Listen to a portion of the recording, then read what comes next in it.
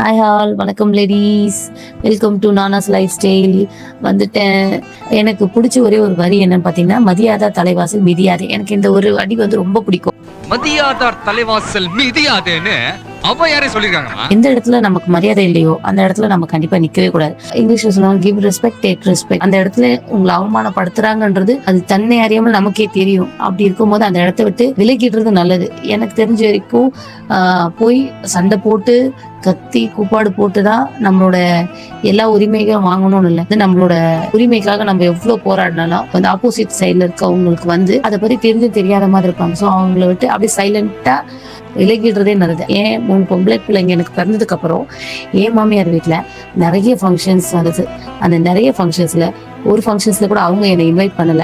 ஆனா இருந்த ரிலேஷன்ஸ்ல என்ன சொன்னாங்கன்னா, நீ 3 பொண்ணு வச்சிருக்க, ஸோ அவங்க கூப்பிடலனாலும் நீ போ அப்படின்னாங்க. அதுக்கு நான் சொன்ன ஒரே ஒரு வார்த்தை என்ன அப்படின்னு பாத்தீங்கன்னா, இவங்களோட ஆசீர்வாதங்கள்லாம் வந்து என் பிள்ளைங்களுக்கு வேண்டவே வேண்டாம். எனக்கே மரியாதை இல்லும் போது என் பிள்ளைங்களுக்கு எங்க நாங்கள் மரியாதை இருக்கும்? நம்மளை மதிச்சாதான் நம்ம பிள்ளைங்களை மதிப்பாங்க. ஸோ நம்ம பிள்ளைங்களை மதிக்கணும் அப்படின்னா ஒரு சில உறவுகளிலிருந்து நமக்கு விலகி இருந்தாலுமே போதும். நமக்கான மரியாதை நமக்கு மட்டும் இல்ல, நம்ம பிள்ளைங்களுக்கும் சேர்ந்து வரும், கிடைக்கும் அப்படின்னு சொல்லிட்டு 2 பேரும் சேர்ந்து எடுத்த டிசிஷனு. தேங்க்யூ ஆல், பாய்.